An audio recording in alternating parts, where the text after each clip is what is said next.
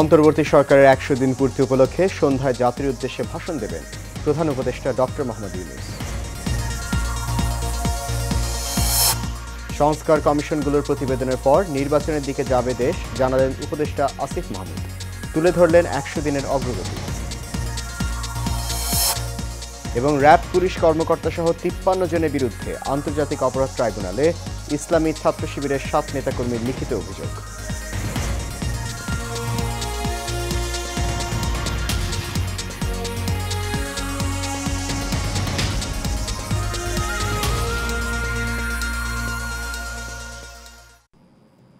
সবাইকে স্বাগত জানাচ্ছি এশিয়ান নিউজে। আপনাদের সাথে আছি আমি সৈয়দ মাহিউজ্জামান মুখর। শুনছেন বিআরবি কেবল ইন্ডাস্ট্রিজ লিমিটেড সংবাদ শিরোনাম। যাচ্ছি পুরো খবরে। অন্তর্বর্তী সরকারের প্রধান উপদেষ্টা ডক্টর মোহাম্মদ ইউনূস সন্ধ্যায় জাতির উদ্দেশ্যে ভাষণ দেবেন। প্রধান উপদেষ্টা প্রেস উইং থেকে এই তথ্য জানানো হয়। প্রেস উইং জানায়, অন্তর্বর্তী সরকারের ১০০ দিন পূর্তি উপলক্ষে আজ সন্ধ্যা ৭টায় জাতির উদ্দেশ্যে ভাষণ দেবেন ডক্টর মোহাম্মদ ইউনূস। ভাষণটি বিটিভি ও বিটিভি ওয়ার্ল্ডের সরাসরি সম্প্রচার করা হবে। গত ৫ আগস্ট শেখ হাসিনার সরকার পতনের পর অন্তর্বর্তী সরকারের প্রধান উপদেষ্টা হিসেবে দায়িত্ব নেন ডক্টর মোহাম্মদ ইউনূস।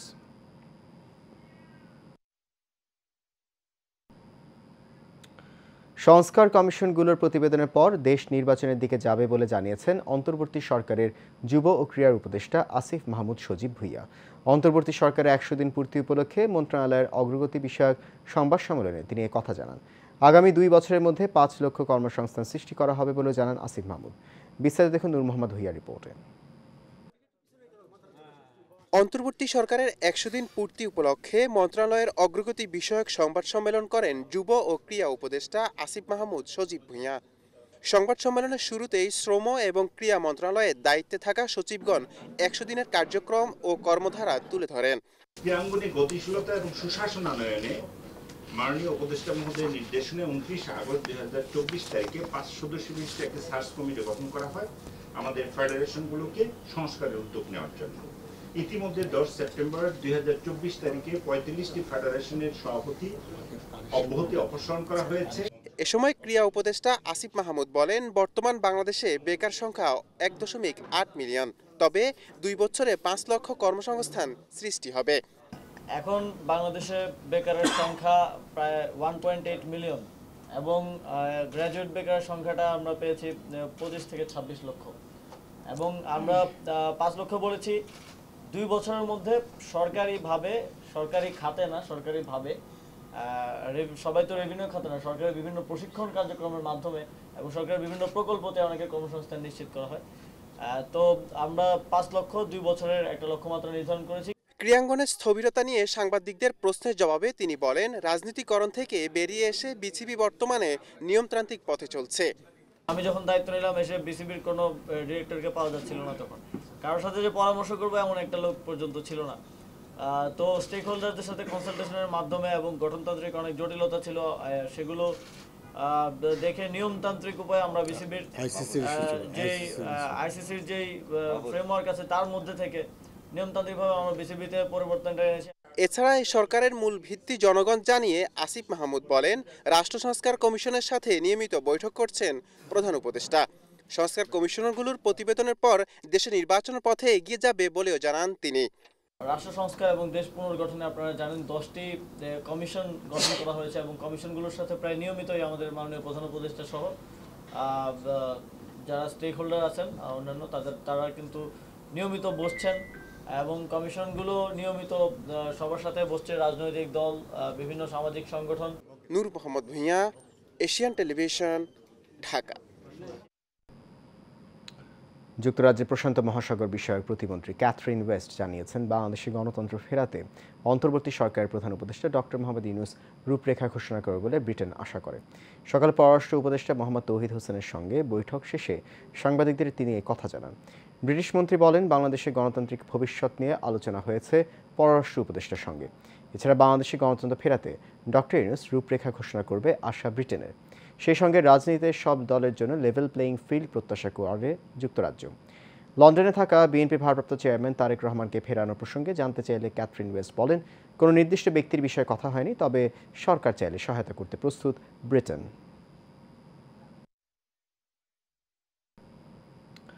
বিভিন্ন সময়ে গুম হওয়ার দীর্ঘদিন পর ফিরে এসেছেন এবং র্যাব ও পুলিশের নির্যাতনে সারা জীবনের মতো পঙ্গু হয়ে যাওয়া ইসলামী ছাত্র শিবিরের সাবেক 7 নেতাকর্মী আন্তর্জাতিক অপরাধ ট্রাইব্যুনালে লিখিত অভিযোগ দায়ের করেছেন। দুপুরে আন্তর্জাতিক অপরাধ ট্রাইব্যুনালে পৃথকভাবে অভিযোগ দাখিল করা হয়। এখনও একজন নিখোঁজ রয়েছেন। তার পক্ষে তার ভাই লিখিত অভিযোগ দায়ের করেছেন। বিষয়টি নিশ্চিত করেছেন ভুক্তভোগী পক্ষের আইনজীবী অ্যাডভোকেট ডক্টর আমানুল্লাহ আল জিহাদি। তিনি জানান, গুম, নির্যাতন, পঙ্গুত্ব বরণের মতো অমানবিক ও বর্বরচিত ঘটনায় জড়িত র্যাব পুলিশ কর্মকর্তা সহ 53 জনের নাম উল্লেখ করে অভিযোগ দাখিল করা হয়েছে। বেসরকারি টেলিভিশন দেশ টিভির ব্যবস্থাপনা পরিচালক আরিফ হাসানকে গ্রেফতার করেছে ঢাকা মহানগর গোয়েন্দা পুলিশ। শনিবার রাতে ঢাকার নিজ বাসা থেকে তাকে গ্রেফতার করে ডিবি পুলিশের একটি দল। ডিএমপির উপকমিশনার মোহাম্মদ তালেবুর রহমান বিষয়টি নিশ্চিত করেছেন। জানা গেছে, আরিফ হাসানকে মিন্টু রোডের ডিবি কার্যালয়ে নেওয়া হয়েছে। বিমানবন্দর থানার একটি হত্যা চেষ্টা মামলায় তাকে গ্রেফতার দেখানো হয়েছে। অন্যদিকে দেশের অন্যতম শীর্ষ চাল ব্যবসায়ী কুষ্টিয়ার খাজানগরের রশিদ অ্যাগ্রো ফুড প্রোডাক্টস লিমিটেডের মালিক আব্দুর রশিদকে গ্রেফতার করেছে পুলিশ। শনিবার কুষ্টিয়া শহরের মজমপুর এলাকা থেকে তাকে গ্রেফতার করা হয়। কুষ্টিয়া মডেল থানার ওসি শিহাবুর রহমান শিহাব বলেন, আব্দুর রশিদ একজন চাল ব্যবসায়ী। তার বিরুদ্ধে প্রতারণা, ঋণ খেলাপি সহ আদালতে অন্তত 68টি মামলা রয়েছে। মুসলিম জননেতা মাওলানা আব্দুল হামিদ খান ভাসানীর 48তম মৃত্যুবার্ষিকী আজ। 1976 সালের এই দিনে ঢাকার তৎকালীন পিজি হাসপাতালে চিকিৎসাধীন অবস্থায় তিনি মৃত্যুবরণ করেন। পরে টাঙ্গাইলের সন্তোষে তাকে চিরনিদ্রায় শায়িত করা হয়। তার মৃত্যুবার্ষিকী উপলক্ষে মাওলানা ভাসানী বিজ্ঞান ও প্রযুক্তি বিশ্ববিদ্যালয়ের পক্ষ থেকে বিভিন্ন কর্মসূচি পালন করা হয়েছে। কর্মসূচির মধ্যে টাঙ্গাইলের সন্তোষে মাওলানা ভাসানীর মাজারে সকাল 7:30 vice chancellor professor doctor Mohammad Anwarul Azim আখন্দের নেতৃত্বে কর্মকর্তা, কর্মচারী ও ছাত্রছাত্রীবৃন্দ পুষ্পস্তবক অর্পণ করেন। মাওলানা ভাসানী তার কৈশোর যৌবন থেকেই রাজনীতিতে জড়িত ছিলেন। দীর্ঘদিন তিনি তৎকালীন বাংলা আসাম প্রদেশ মুসলিম লীগের সভাপতি ছিলেন। লাইন প্রথা উচ্ছেদ, জমিদারদের নির্যাতন বিরোধী আন্দোলন সহ সারা জীবনে তিনি সাধারণ মানুষের কল্যাণে আন্দোলন সংগ্রাম করেছেন।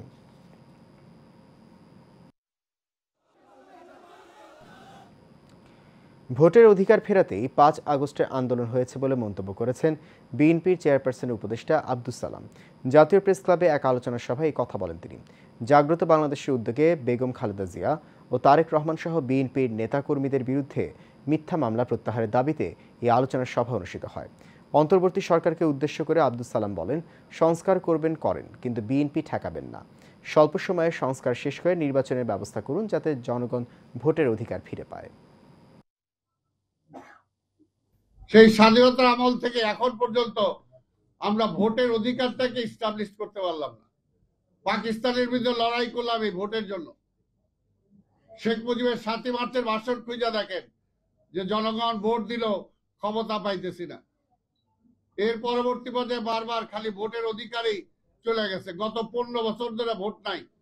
আবার কেউ কেউ তাদের মধ্যেই বলেন যে খালি ভোটের জন্য কি 5ই আগস্ট হয়েছে নাকি?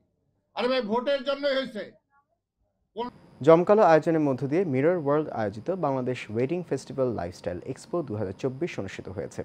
রাজধানী 5 তারকা হোটেল ওয়েস্টিনে এই ফেস্টিভ্যাল শুরু হচ্ছে।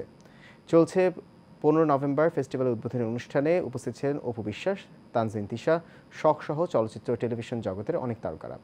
150টিরও বেশি স্টল বরাদ্দ দিয়েছে আয়োজক কমিটি। আয়োজনে ওয়েডিং অ্যাক্সেসরিজ সহ দৈনন্দিন জীবনের সকল পণ্য পাওয়া যাচ্ছে। ক্রেতা ও বিক্রেতাদের মধ্যে যোগসাজশ করিয়ে দেয়াই এই আয়োজনের উদ্দেশ্য। আগামী এক্সপো চলবে 17 নভেম্বর পর্যন্ত।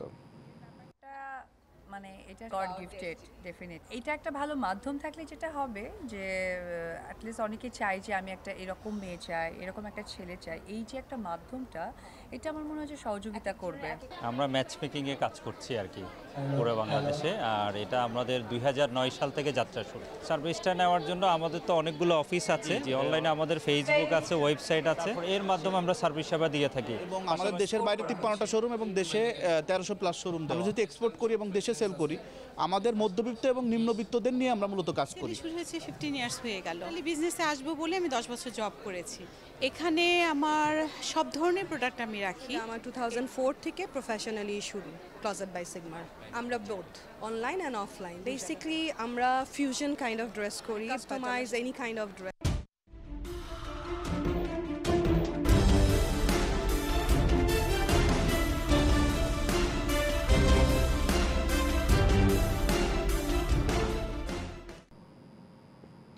বাংলা প্রসঙ্গ।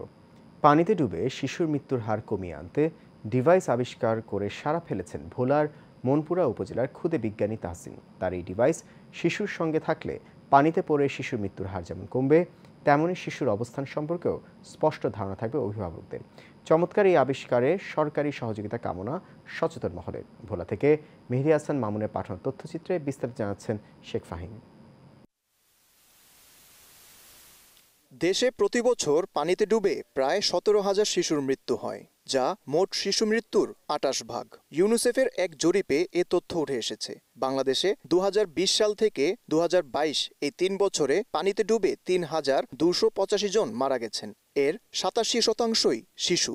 বাংলাদেশের দ্বিতীয় স্বাস্থ্য ও তথ্য জরিপ 2016 অনুযায়ী বছরে 1 থেকে 17 বছর বয়সী 14,438 জন শিশু পানিতে ডুবে মারা যায়। Centre for injury prevention and রিসার্চের এক গবেষণায় দেখা যায় প্রতি বছর 5 বছর বয়সী অন্তত 11,000 শিশুর মৃত্যু হয় পানিতে ডুবে।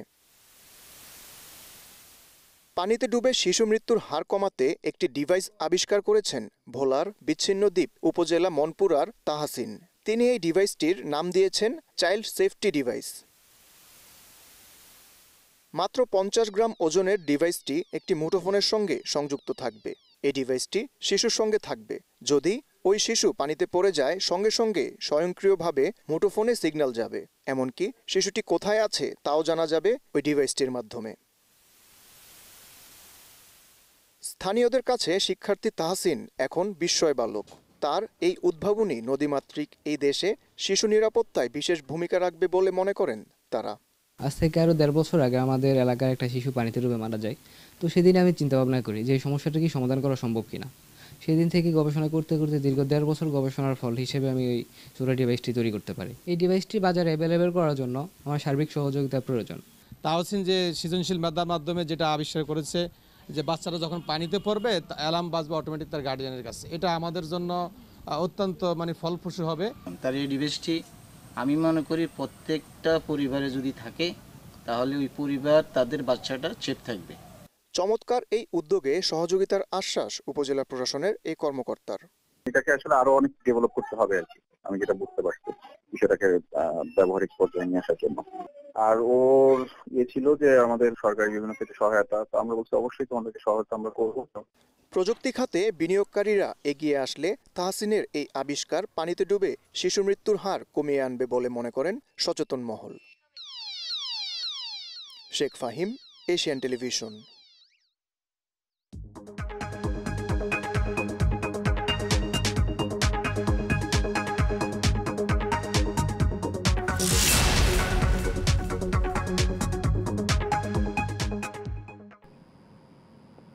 এবার এক্সিম ব্যাংক বাণিজ্য সংবাদ। হেয়ার স্টাইলকে ফ্যাশনেবল করার জন্য বাংলাদেশে এই প্রথমবার গোদরেজ প্রফেশনাল প্রোডাক্ট অফিসিয়ালি বাজারে লঞ্চ করেছে। অ্যাডোনিস গ্রুপের উদ্যোগে বাজারে আনুষ্ঠানিক লঞ্চ করা হয়। সকালে রাজধানী গুলশানে একটি হোটেলে এর ঘোষণা দেওয়া হয়। এ সময় দেশের বিউটিশিয়ানদের মাঝে এর কার্যকারিতাগুলো তুলে ধরেন ট্রেনার নিশা শর্মা। এতে উপস্থিত ছিলেন অ্যাডোনিসের চেয়ারম্যান আনসার এফ রহমান ও এরিয়া ম্যানেজার রাজীব আহমেদ সহ আরও অনেকেই।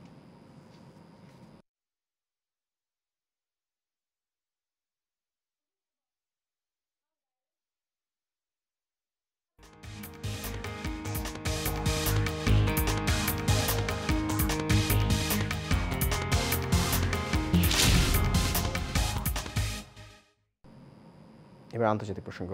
ফিলিস্তিনের অবরুদ্ধ গাজা ভূখণ্ডে ইসরায়েলি বর্বর হামলায় আরও 43 জন ফিলিস্তিনি নিহত হয়েছেন। এতে করে উপত্যকাটিতে নিহতের মোট সংখ্যা প্রায় 43,800 জনে পৌঁছেছে। এছাড়া গত বছরের অক্টোবর থেকে চলা এই হামলায় আহত হয়েছেন আরও লক্ষাধিক ফিলিস্তিনি। রোববার এই তথ্য জানিয়েছে সংবাদ মাধ্যম আল জাজিরা। পৃথক প্রতিবেদনে বার্তা সংস্থা আনাদুলু জানিয়েছে, শনিবার উত্তর ও দক্ষিণ গাজায় ইসরায়েলি বিমান হামলায় অন্তত 34 জন ফিলিস্তিনি নিহত ও আরও বেশ কয়েকজন আহত হয়েছেন। জরুরি চিকিৎসার জন্য আহতদের আল আহলি ব্যাপটিস্ট এবং কামাল আদওয়ান হাসপাতাল সহ নিকটস্থ হাসপাতালে নিয়ে যাওয়া হয়েছে। প্রত্যক্ষদর্শীরা বেইট লাহিয়া এবং জেবালিয়ায় ইসরায়েলি বাহিনীর তীব্র আর্টিলারি শেলিংয়ের কথা জানিয়েছেন এবং হামলায় পশ্চিম জেবালিয়ায় কয়েক ডজন বাড়ি ধ্বংস হয়ে গেছে।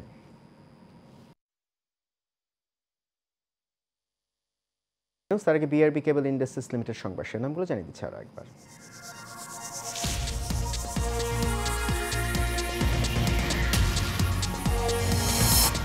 অন্তর্বর্তী সরকারের 100 দিন পূর্তি উপলক্ষে সন্ধ্যায় জাতির উদ্দেশ্যে ভাষণ দেবেন প্রধান উপদেষ্টা doctor Mohammad Yunus.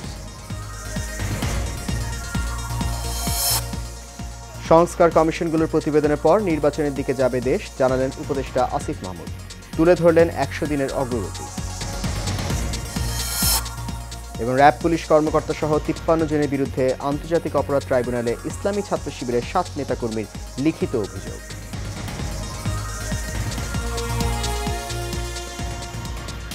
Asia news এ পর্যন্ত। আমাদের পরবর্তী সংবাদ দেখার আমন্ত্রণ রইল। এতক্ষণ সঙ্গে থাকার জন্য অনেক ধন্যবাদ সবাইকে।